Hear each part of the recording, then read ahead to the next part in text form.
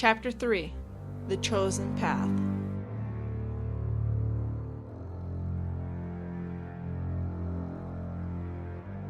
Taylor and Scott talked over the past before them. Scott was worried about Tiffany, his girlfriend. Taylor was concerned mostly about the bloodlust. Both of them were very uncertain, but also excited. "What do you think?" Scott asked. I have no idea. There's a big part of me that wants to go for it, but I'm worried about the bloodlust," Taylor replied.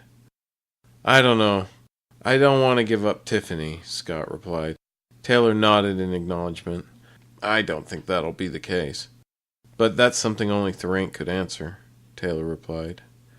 "You're gonna do it, aren't you?" Scott asked and smiled. Honestly? Yes, most likely. But I have a question for Theraint as well. And I'm really scared of the addiction. But something is drawing me to changing. Like it's almost out of my hands," Taylor replied. They spoke for hours and debated every imaginable point. In the end, they had made their choice. The dinner table was set for the meal. Taylor and Scott had made their choice. Taylor stared around the room. Even after an entire day, he still found things of interest. He could not help but wondering about the stories that had brought these items into Theraint's hands. The door cracked open and Theraint walked in the room, smiling. "I trust you are ready?" Theraint asked, as he floated in the room. "Yes," Taylor replied. Scott shook his head yes. Theraint smiled and nodded. They spoke of other things before and through dinner. Theraint did not bring up the subject until he lit a cigarette. Taylor and Scott looked longingly at them. "Oh, dear, do you smoke?" Theraint asked, offering a cigarette to each of them. Each gladly accepted, and Theraint had his answer. "Well, I guess my hosting skills are a bit lacking." He paused, and out of nowhere, "Ah, shit," Theraint said. Hearing the phrase pop out of his mouth, burst Taylor into laughter. Scott did his best to contain himself, but also giggled into a laughing fit. Theraint was confused by their reaction, but soon laughed as well. The air still hung with laughter as Taylor and Scott lit their cigarettes. Theraint let them enjoy them a bit, and then he cleared his throat. "Well, it is time I collect your answers," Theraint stated. "Well, we have 2 questions before we make our final choice," Scott said. He did not wait for an okay. He just asked. "I have a girlfriend that I love very much. Would I have to leave her?" Scott asked. "No, of course not. You only have to change your identity once in a while, 50 years or so. In fact, you can live an entire life. Because you have entire control over your body, you can feign aging with them. Although you cannot degrade yourself internally, so you will move as well as ever." Theraint finished and waited for another question. "You had said, 'We are more important than we know.' By making this choice now, are we obligated to anything else? Is this anyway a contract?" Taylor asked. Theraint laughed. "You two are very smart. No, of course not. You would be in no way obligated to do anything. I am asking you to join a race. How you live that life is up to you. I have great faith in both of you that you will do wonderfully," Theraint said. Taylor looked to Scott, and he nodded yes, and Taylor turned to Theraint. "We are both very wary, but we'd like to become vampires," Taylor stated, and took a deep drag and let it out. "Good," Theraint said. "I understand how scary this is, although it was long ago for me. And I know this is fast, but once told of a vampire, you must be converted or wiped as soon as possible," Theraint explained. "When do we change?" Scott asked. Theraint put out his cigarette and pushed back from the table, standing up in a smooth motion. "Now," he said, in a matter-of-fact tone. Taylor and Scott looked at each other, eyes wide with fear. For a moment their choice pounded in their heads. Every second thought and doubt flooded through their minds in one massive attack. In the end, though, they both arrived at the same answer, even with such little time to prepare for it. They both stood up and followed Theraint into the cavern they had entered originally. "Very well, then. Let me explain what this will feel like. There will be a certain amount of pain that goes with this, but less than you would expect. For this stage, of course. As you must have guessed, the first drink is quite hard. Addiction to the blood is a strong one, and breaking it is difficult. The longing to drink will stay in your system for many years, although it does get easier. Theraint offered one final warning. It did not faze them. They figured and they had talked through the amount of pain it will cause. I will bite into your back, directly into your spine. It is the least painful way to effect change, Theraint said. Taylor took off his shirt and Scott followed suit. Theraint came behind Scott and opened his mouth wide to reveal his incisors, which extended into fangs. Ready? He asked Scott. Yes, Scott said. Theraint nodded and with lightning speed sunk his mouth into Scott's back. Pain, white, was all he saw for a moment. The pain did not reside in just his back, but coursed throughout his entire body. Soon he felt a new sensation. Although still painful, it was more as if his body was shifting. His skeleton shifted and reorganized to be more optimized. Then slowly, the room came back into focus. Theraint pulled away and then caught him as he slipped to the floor. He sat him down, and Scott stared off in a daze. Theraint came behind Taylor. Ready? Theraint asked.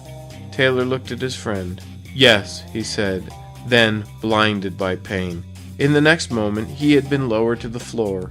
He sat with his friend for a good 15 minutes, and then Scott and Taylor, a few seconds behind him, woke with a gasp. That was your body reorganizing itself to be more at your command, Theraint said. Wow, Scott said, already experimenting with his newly enhanced senses. It is quite different, isn't it? Theraint stated. I have something that will help. Theraint said, and they both got up and followed him to a tunnel. Taylor looked around at the etchings, again at a whole new level of detail he had not been able to see before. He looked over at Scott. He smiled at him, looking around. Scott had changed a little himself. His features seemed softer, and his eyes were even more piercing than they had been.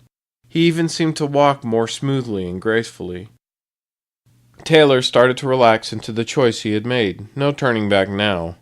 Taylor had thought that they would return to the lounge where they had spent most of their time, but Theraint led them to a new room. This one looked much more like an office, except one wall was a window that showed the Salt Lake Valley below. Taylor sat down in one of the large leather chairs. There was something about that window, Taylor thought to himself. Theraint saw the question on Taylor's mind. They are not real, Theraint replied.